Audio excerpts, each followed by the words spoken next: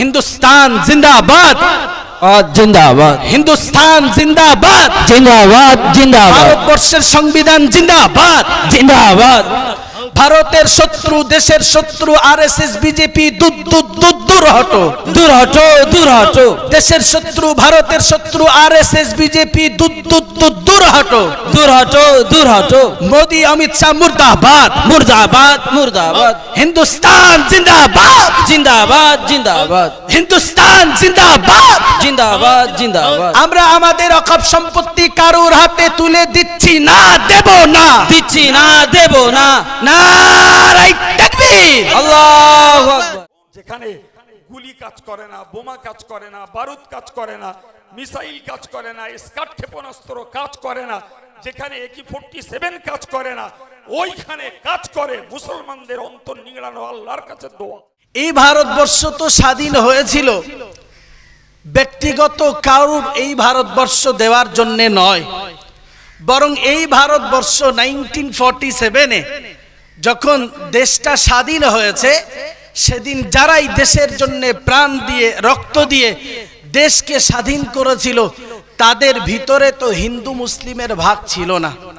তারা তো এই কথা বলেননি যে আমরা রক্ত দিচ্ছি শুধু মুসলমানের জন্যে, তারা তো এই কথা বলেননি আমরা রক্ত দিচ্ছি শুধু হিন্দু ভাইদের জন্যে, কোনো শিখ তো সেদিন বলেননি আমাদের রক্ত দেওয়া হচ্ছে শিখ ভাইদের জন্যে, কোনো খ্রিস্টান তো সেদিন বলেননি যে আমার রক্তটা এই দেশের জন্য বিতাড়িত হচ্ছে খ্রিস্টানদের জন্যে, বরং সেদিন মহাত্মা গান্ধীকে যেমন এক লাইনে দেখেছিলাম, সেদিন আল্লামা ফজলে হক খায়রে আবাদীকে একই কাতারে দেখেছিলাম, সেদিন আমরা দেখেছিলাম খান আব্দুল গফুর খানকে একই লাইনে, সেদিন আমরা টিপু সুলতানকে একই লাইনে দেখেছিলাম।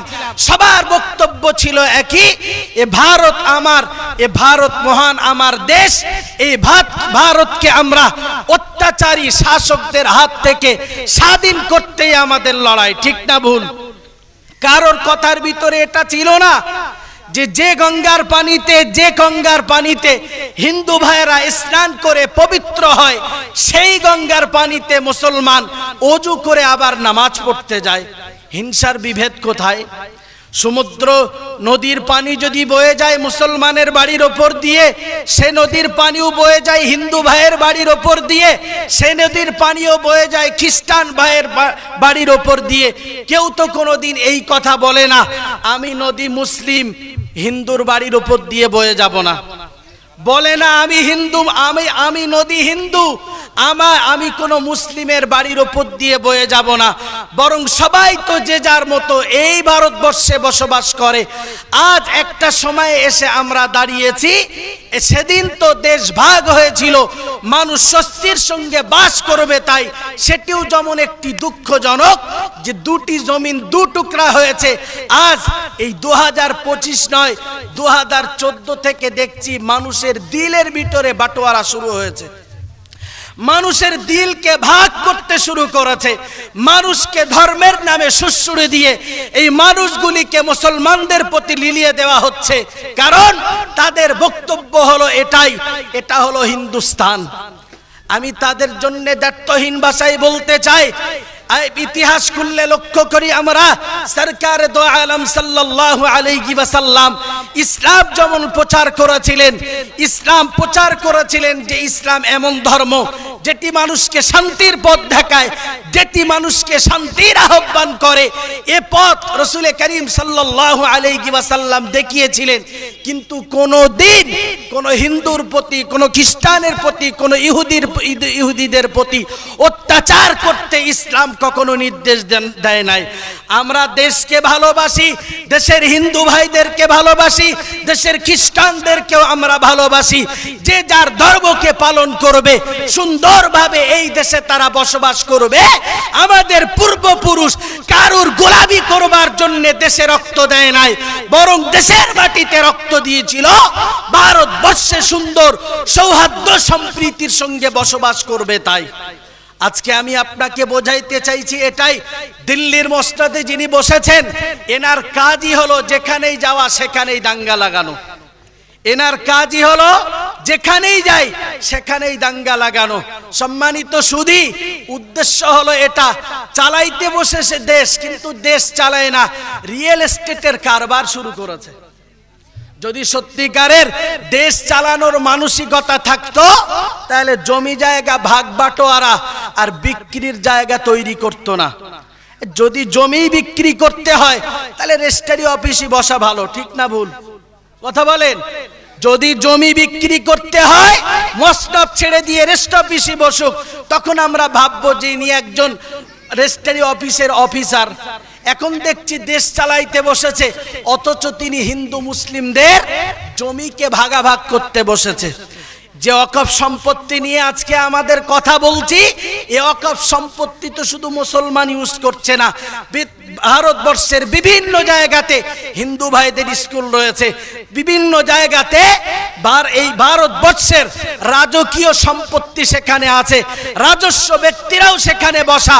আমি দ্ব্যর্থহীন ভাষায় বলছি, যেখানে ভারতবর্ষের উন্নতি হচ্ছে, যদিও জমি আমার, আমি তারপরেও দেশ যদি আমার জমিতে উপকৃত হয় তাতে আমার কোনো শত্রুতা নাই। কিন্তু আমার জমি নিয়ে এই দেশে যেমন ভারতবর্ষের কনস্টিটিউশনে লেখা আছে 26 নম্বর ধারাতে যে ভারতবর্ষের মানুষ, খ্রিস্টানরা তার গির্জাতে তার উপাসনা করবে, মুসলিম তার মসজিদে উপাসনা করবে, হিন্দুরা তাদের মন্দিরে উপাসনা করবে, সবার বাক স্বাধীনতা থাকবে, সবাই সুন্দরভাবে বসবাস করতে পারবে। যারাই দেশের মসজিদে বসেছে, আমরা প্রক্রিয়া মাফিক যখন আন্দোলন করতে যাই তখন আমরা হয়ে যাই দেশদ্রোহী, আর কনস্টিটিউশনকে পাল্টে দেওয়াতে মনে হয় দেশের বন্ধু হয় নাকি? কি আজীব ব্যাপার।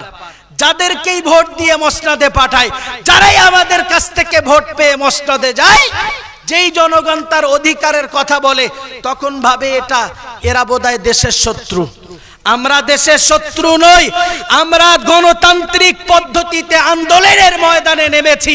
আমরা দেশের দ্রোহী নয়, বরং আমরাই দেশের বন্ধু। 1947 এর পূর্ব থেকে রক্ত লাগলে এই মুসলমান দিয়েছে, আল্লামা ফজলে হক খায়রে আবাদি দিয়েছে, খান আব্দুল গফুর খান দিয়েছে, টিপু সুলতান দিয়েছে, আবার পূর্বপুরুষটাই দেশের জন্য রক্ত দিয়েছে। আর যাদের দেশের জন্য কোনো রক্ত নাই, যারা দেশদ্রোহী পৃথিবীতে ছিল, তারাই আজকে গলাবাজারি করছে ওরা নাকি দেশের বন্ধু। এর চাইতে চরম হাস্যকর ব্যাপার আর কিছুই হয় না। সম্মানিত সুধী, বক্তব্য লম্বা করছি না, আমি আপনাদেরকে জানাইতে এসেছি, আপনার জমি চলে গেল, নেবেন না ছেড়ে দেবেন আপনার ব্যাপার, নেবেন না ছেড়ে দেবেন আপনার ব্যাপার। আমি চিৎকার করে কষ্ট করব আর আপনি শুধু শুনে বাড়ি চলে যাবেন, এটা দায়িত্ব আমার একলার নয়। আপনি যদি ইমানদার হন, আপনারও দায়িত্ব ওই ওয়াকফ সম্পত্তি বাঁচানোর। ঠিক না ভুল? না আমার একলার দায়িত্ব? আমি শুধু আপনাকে জানিয়ে দিচ্ছি আপনাকে, আপনার বাবা যেখানে শায়িত আরাম নিদ্রায়, সে জায়গাকে তারা ছিনিয়ে নিতে বসেছে, আপনার ঈদগাহকে ছিনিয়ে নিতে চলেছে। আপনি শান্তির সঙ্গে যে মসজিদে ইবাদত করতে যাবেন, সে মসজিদ আপনার হাত থেকে চলে গেল।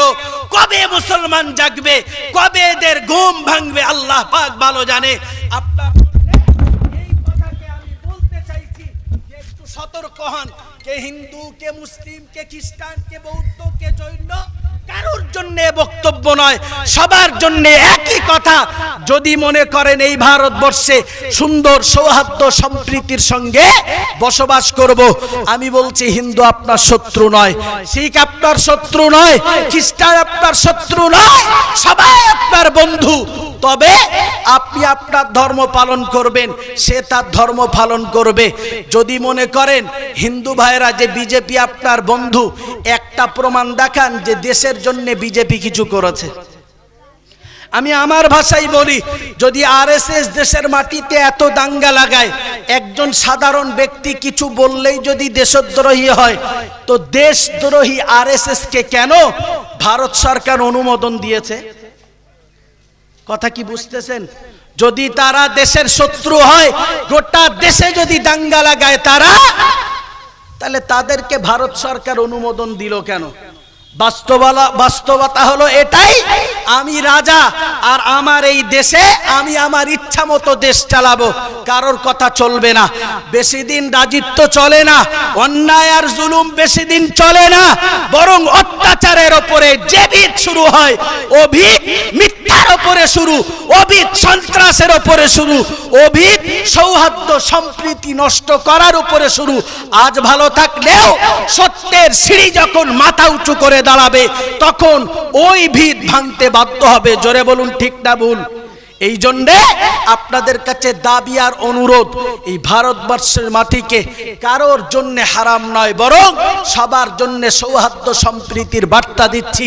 মুসলমান হিন্দুর শত্রু নয়, খ্রিস্টান হিন্দুর শত্রু নয়, বরং এই দেশের শত্রু, মানবতার শত্রু, সভ্যতার শত্রু আরএসএস আর বিজেপি। বিজেপি আর আরএসএস মানে হিন্দু ভাই নয়, এ কথা ভুল ভাবলে চলবে না। আল্লাহ পাক আমাদের এই স্বল্প প্রচেষ্টা, আমাদের এই প্রচেষ্টাকে কবুল করে আগামী 26শে এপ্রিল ব্রিগেড ময়দানে জমায়েত করতে আমাদেরকে তৌফিক দেন এবং আমাদের অধিকারকে ছিনিয়ে নিতে তৌফিক দেন। বলি আল্লাহুম্মা আমিন। আর একটু জোরে সোরে বলি আল্লাহুম্মা আমিন। শেষ কথা বলছি, বয়োবৃদ্ধদেরকে নিয়ে যাবেন না, শিশুদেরকে নিয়ে যাবেন না, বরং এইগুলোকে গেলে আরো 26শে এপ্রিল ব্রিগেড ময়দানের সমাবেশটা ক্ষুণ্ণ হবে। আপনি যে আপনার নিজের শক্তি দিয়ে দেশের জন্য লড়াই করতে যাবেন, কি আপনার অধিকার ছিনিয়ে নিতে যাবেন? বাচ্চা আর বুড়ো সামলাতেই আপনার সময় শেষ হবে। সুতরাং বয়োবৃদ্ধ মানুষকে নেবেন না, বাচ্চাকে সঙ্গে নেবেন না। নিজের তাকতে নিজে যাচ্ছেন, আবার নিজে শক্তিতে ফিরতে পারবেন, এই আশা এই ভরসা নিয়ে অল ইন্ডিয়া মুসলিম পার্সোনাল ল বোর্ডের আন্ডারে তাদের হাতকে মজবুত করতে যাওয়ার জন্যে আপনাদেরকে অনুরোধ রাখলাম। হিন্দুস্তান জিন্দাবাদ, জিন্দাবাদ, হিন্দুস্তান জিন্দাবাদ, জিন্দাবাদ, জিন্দাবাদ, ভারতবর্ষের সংবিধান জিন্দাবাদ, জিন্দাবাদ। ভারতের শত্রু, দেশের শত্রু আরএসএস বিজেপি দূর দূর দূর দূর হটো, দূর হটো, দূর হটো। দেশের শত্রু, ভারতের শত্রু আরএসএস বিজেপি দূর দূর দূর দূর হটো, দূর হটো, দূর হটো। মোদি অমিত শাহ মুর্দাবাদ, মুর্দাবাদ, মুর্দাবাদ। হিন্দুস্তান জিন্দাবাদ, জিন্দাবাদ, জিন্দাবাদ, হিন্দুস্তান জিন্দাবাদ, জিন্দাবাদ, জিন্দাবাদ। আমরা আমাদের অকাপ সম্পত্তি কারুর হাতে তুলে দিচ্ছি না, দেব না, দিচ্ছি না, দেব না। নারায়ে তাকবীর, আল্লাহু আকবার। আসসালামু আলাইকুম ওয়া রাহমাতুল্লাহি তাআলা ওয়া বারাকাতুহু। এ পর্যন্ত বিভিন্ন বক্তাদের কাছ থেকে অনেক রোগের কথা শুনেছি, কিন্তু রোগের চিকিৎসা খুব বেশি শুনতে পাইনি। কথা ঠিক না ভুল? রোগের কথা অনেক শুনেছি। সম্মানিত ভাইরা, বিদায়ী বক্তাদের কাছ থেকে আমরা বুঝেছি যে এরা প্রকৃত হিন্দু নয়, বা আজকের বিজেপি সরকার অক্ষ সম্পত্তি সাম্য বিচার করার জন্য আইনের আওতায় আনছেন। এগুলো কেবলমাত্র প্রচার। মূল কথা একটা মনে রাখুন, সেটি হলো আমরা একেবারে নাকে তেল মেরে ঘুমাই না। শর্ট কথায় বলতে হয় এটাই, ভাই মায়ের থেকেও মাসির দরদ যদি বেশি হয়, মায়ের থেকেও খালার দরদ যদি বেশি হয়, তাহলে বুঝতে হবে মাসি বা খালা নামে যেই পরিচিতা ও কিছু হাতাবে। তা না হলে সন্তানের প্রতি খালার থেকেও মাসির থেকেও মায়ের দরদ সব থেকে বেশি। তো অক্ফের সম্পত্তি হলো আমাদের পূর্বপুরুষদের সেই মসজিদ, মাদ্রাসা, ঈদগাহ, কবরস্থান, পীরত্ব জায়গা, আমাদের কথা বলছি, এগুলো আগামী দিনে সুষ্ঠুভাবে পরিচালনা হওয়ার স্থায়ী সম্পদ। এই সম্পদের শরীয়ী হুকুম হলো মুরাআতু শারতিল ওয়াকিফি ওয়াজিবা, অর্থাৎ ওয়াকফকারী যে উদ্দেশ্যে সম্পদ দিয়েছেন সেই উদ্দেশ্যে খরচ করাই হলো অপরিহার্য দায়িত্ব। এবং ওয়াকফের সম্পত্তির আরেকটি নির্দেশ হলো যে লা ইউহাবু ওয়ালা ইউবাউ, এটাকে বিক্রিও করা যায় না, কাউকে দান করেও দেওয়া যায় না। যে উদ্দেশ্যে দানকারীরা দান করেছেন সেই উদ্দেশ্যেই ব্যয় হবে। আর তার উপরেই হস্তক্ষেপ করে বিজেপি দরদ দেখাতে চাইছে যে মুসলমানদের বঞ্চিত যারা তাদের মাঝখানে বিতরণ করা হবে। দেখুন, আমি সব কথার একটা কথা বলছি, এই সব কিছু ঘোলা, পুলিশের মাঝে দুর্নীতি, কোর্টে দুর্নীতি, শিক্ষায় দুর্নীতি, দেশের উন্নয়নের দুর্নীতি, দুর্নীতির শেষ নাই।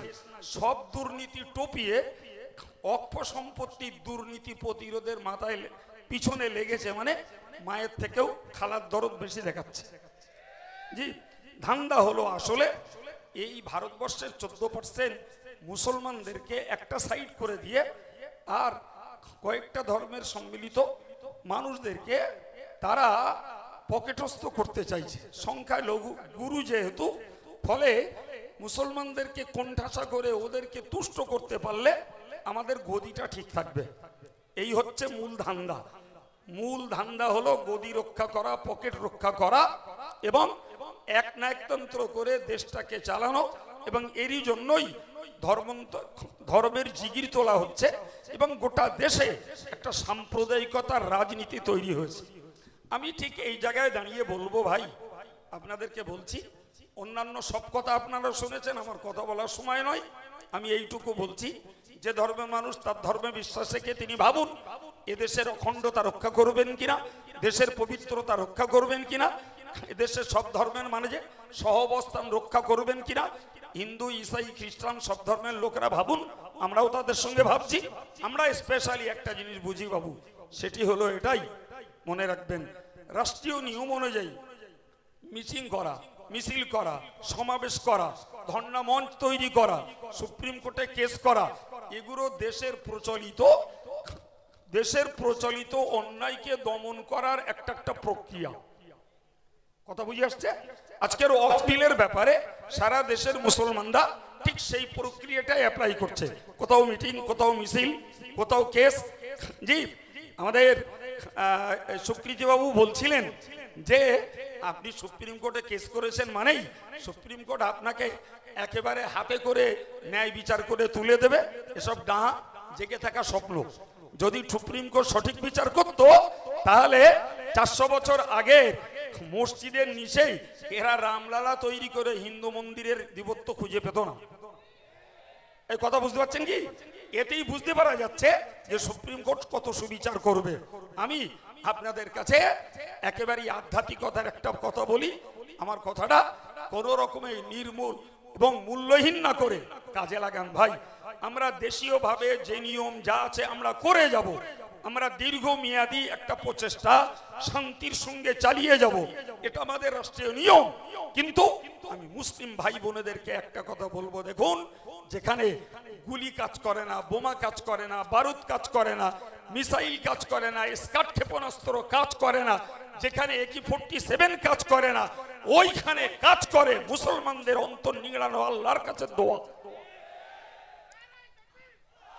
সুতরাং আমি আলেম, বেআলেম, পীর, পীরজাদা, হাফেজ, মৌলানা, মুফতি আর সাধারণ দিনদার ইমানদার মুসলমান সবার কাছে আন্তরিকভাবে নিবেদন করি, সব রোগের ঔষধ যদি মিলতে হয় আল্লাহ মিলিয়ে দেবেন।